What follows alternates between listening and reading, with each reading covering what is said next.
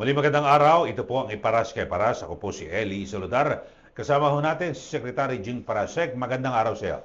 Magandang araw po, Paring Eli. Magandang araw naman po ang ating magandang araw naman po sa ating mga mahal na mga kababayan na nagtitiis dito sa pangyayari ngayon. Itong gulo ng Middle East na nagbibigay ng anxiety sa ating mga kababayan dahil sa ini-expect nila na magkakaroon ng pagtaas ng mga bilihin, pagkakawala ng mga gasolina, krudo, at yung effect nito na magbigay ng hirap sa ating mga kababayan at wala pang ilaw sa there's still no light at the end of the tunnel dahil yung gobyerno natin ay wala pang nilalatag ng mga solusyon sa ating problema. At sa kabila niyan, Sec Jing, ay banggitin natin dahil sa kahit na naghihirap po ang taong bayan at ang problema sa mataas na presyo ng produktong petrolyo, ay abalang-abala naman yung mga kongresista dito sa impeachment proceedings laban po kay BP Sara Duterte. At yun nga ho, kasi may mga grupo na sinasabi mukhang mahina at wala namang matibay na ebidensya. Pero dito agad na pinapalutang na parang na malabo naman mangyari na kahit na raw mag-resign itong si BP Sara ay tuloy daw yung impeachment at yung issue ng perpetual disqualification. Ano ba rito? Take mo rito, Sec Jing. Well, unang-una, kapagkalayo pa. Alam naman natin ang Kongreso ay kontrolado ni Marcos sa pamamagitan ng kanyang anak na talagang umiikot ngayon sa mga congressmen at pinipilit na suportahan ang impeachment. Pero as of this time, mukhang wala pa talagang certainty. O ano ba yung certainty sa Tagalog? Wala pang klaro na direksyon or klaro na pakitungo papunta doon sa boto na ma-impeach si Vice President. Dahil kasalukuyan nga itong NUP ay nagsasabi na ng kanilang duda sa mga charges, sa mga nilalahad na mga akusasyon. At ito naman, itong si Raulo na babae, na chairman daw siya ng Committee on Justice, na isa rin namang salarin in the sense na ay tinatago niya at inamin niya, tinago niya yung asawa niya sa hustisya. Yung asawa daw nito ay inaakusa ng kasalanan na rape. Pero noong nagkaroon na ng paglilitis ay tinatago niya. Sinong pagkatiwalaan mo kung ganyang klaseng uri ng namamahala dyan sa Committee on Justice? At mali pa yung sinasabi. Anong sinasabi nitong kumag na ito? Kasi dito raw, meron daw issue ng perpetual disqualification to hold any public office at kung ma-impeach itong si Pangulo Alam mo, si BP Sara. Sa ating batas, maski sa ating sa ligang batas na mismo, ay the judgment of conviction against an impeachable officer does not mean automatically that he is prohibited from running for public office. The decision of the Senate must also include an order or a prohibition to run for public office. Hindi yan pwedeng sa isahan lang na kung convicted ka na, automatic hindi ka na pwedeng tumakbo. So, ibig sabihin, the issue of an impeached or a convicted official due to impeachment does not automatically mean she can no longer run for public office. It must be specifically included in a separate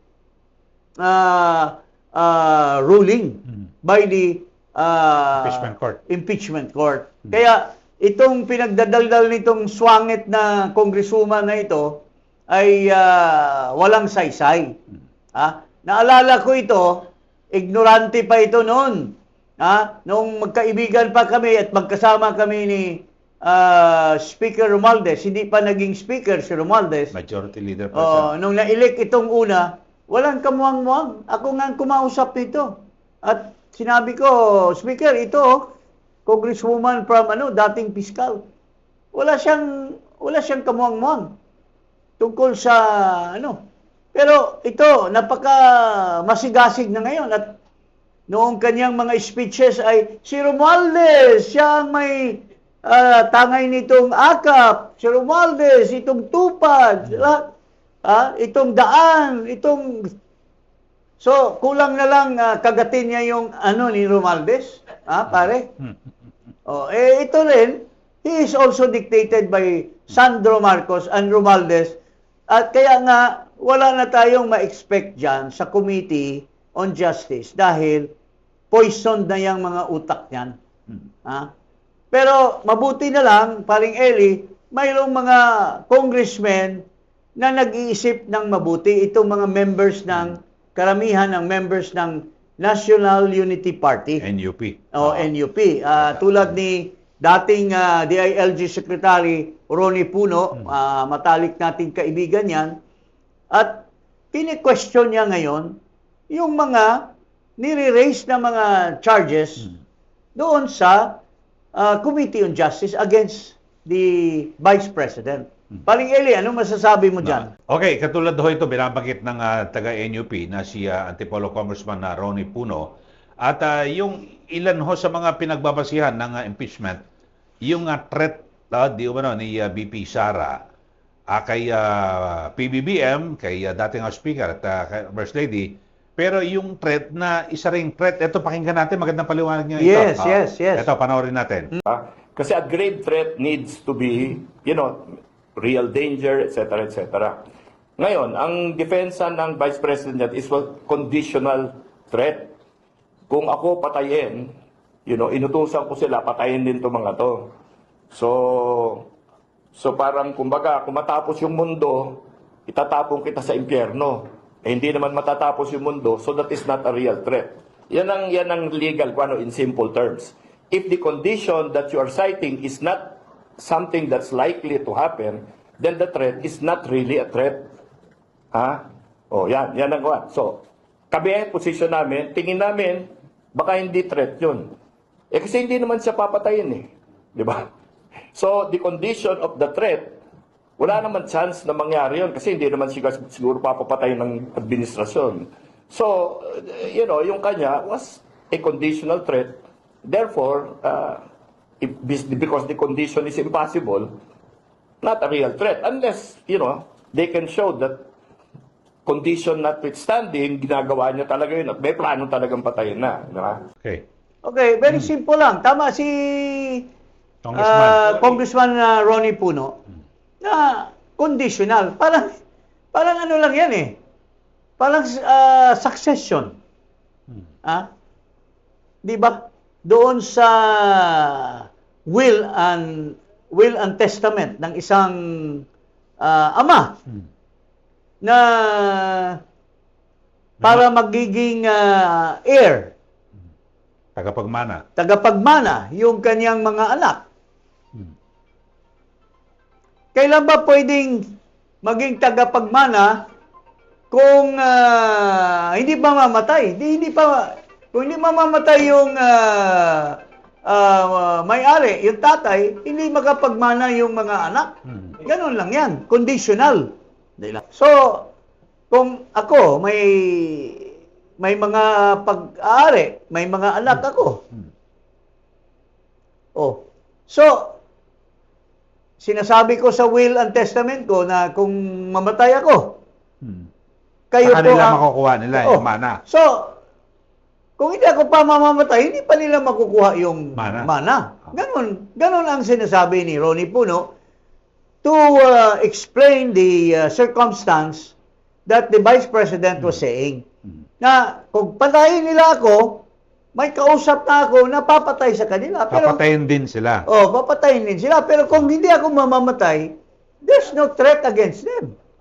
Dahil that threat only will happen pag namatay ako. So, hindi real threat. It's not a real threat. It's just a conditional thing that in a future, something will happen. Kaya walang katorya-torya yung charges nila. Pinalaki lang nila kasi wala naman silang ibang maaakusa sa ating Vice Presidente. So, meron pa isang issue. Dahil Yes. Ito, maganda yung paliwanag dito ni Congressman Ronnie Puno dahil sa dati nga siyang DILG Secretary. Dito kay Ramil Madriaga na kung saan nagpakilala di umano na bagman at naging security ni BP Sara. So, kaso ito'y isa pong Fugitive. isang person deprived liberty, PDL.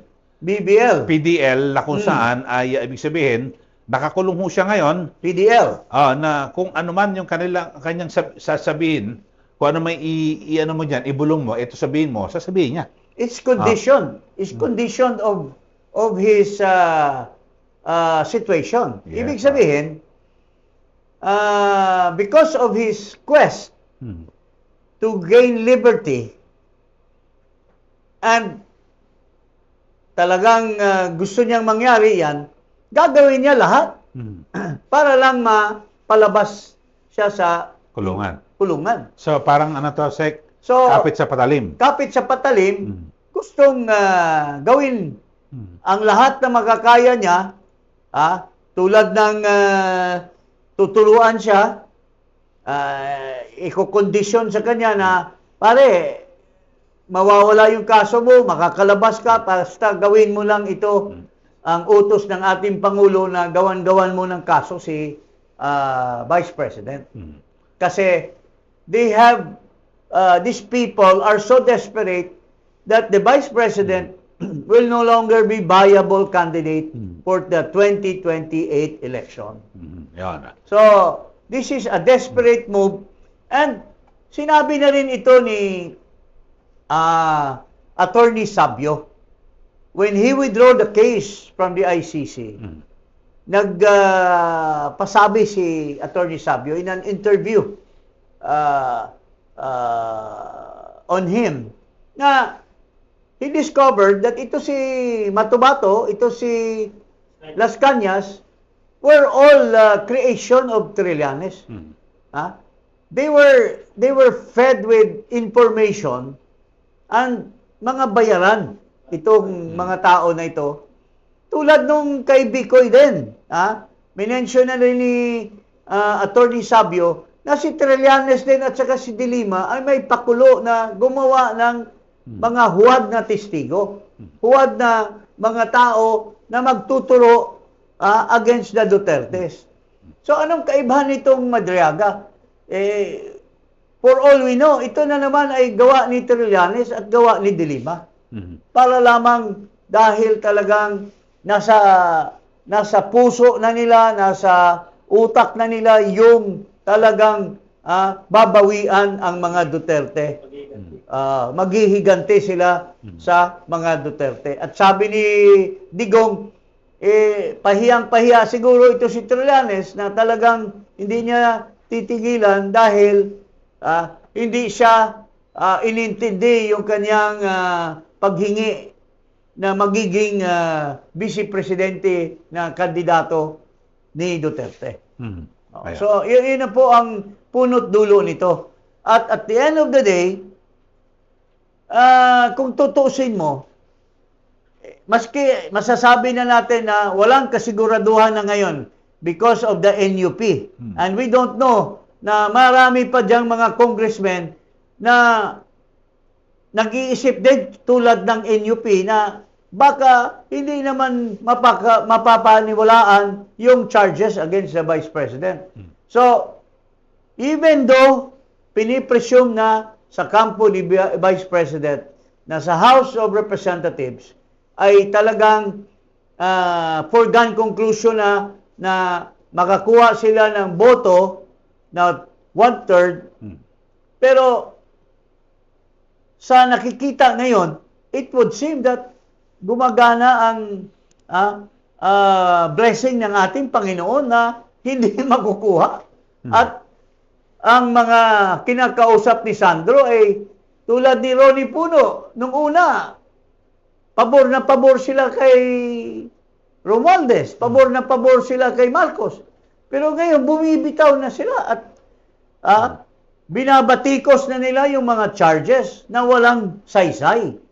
So, if these congressmen, paring Eli, are now sharing their realization na hindi pala foolproof yung mga charges, ay tingin ko marami din ang nag-iisip katulad nila Ronnie Puno dyan sa House of Representatives. And at the end of the day, for all we know, baka hindi nila makuha yung 1/3. At mabasura lang, hindi naaabot sa Senado. Ayun. Pero kung aabot man, the real battleground really is the Senate as an impeachment court. And Yes. ako, I still maintain the fact or my thinking that the Senate will not get 16 votes to convict the Vice President. Kasi mahirapan talaga sila makakuha ng Nahirapan sila. 16 votes. At kasi ang binabanggit din, na ako isang observer, yung mga issue na ilalabas, luma na eh. Luma na. Katulad yung sa confidential funds. Tapos ikukumpara mo ngayon sa mahigit 1 trilyon na nakawan. So, napakaliit lang. So, Napakaliit hindi lang. pa pwedeng, pero pinag-initan mo, milyon, tapos sa bilyon o Tapos trilyon. ngayon lumalabas na sa COA yung mga hindi pinayagan na magkaroon ng yung sa Department of Agriculture, Ang dami, oh. yung Department of Maraming, Social agency, Welfare. Ang daming mga yung notice of disallowance, diba? disallowance. Na Suspension and billion. disallowance. Oh.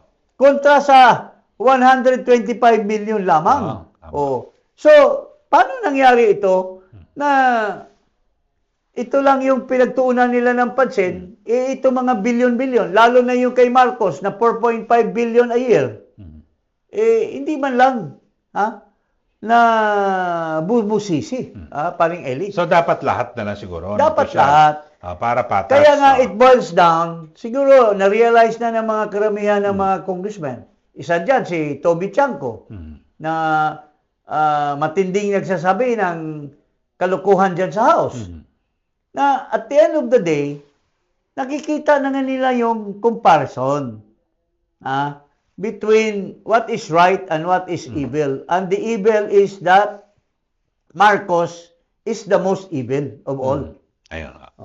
Okay, so yun lang po mga kababayan at hanggang sa susunod ng Iparas Kaparas, huwag niyo pong kalimutan na mag-subscribe at i-click ang notification bell. Maraming salamat po. Magandang araw. Maraming salamat.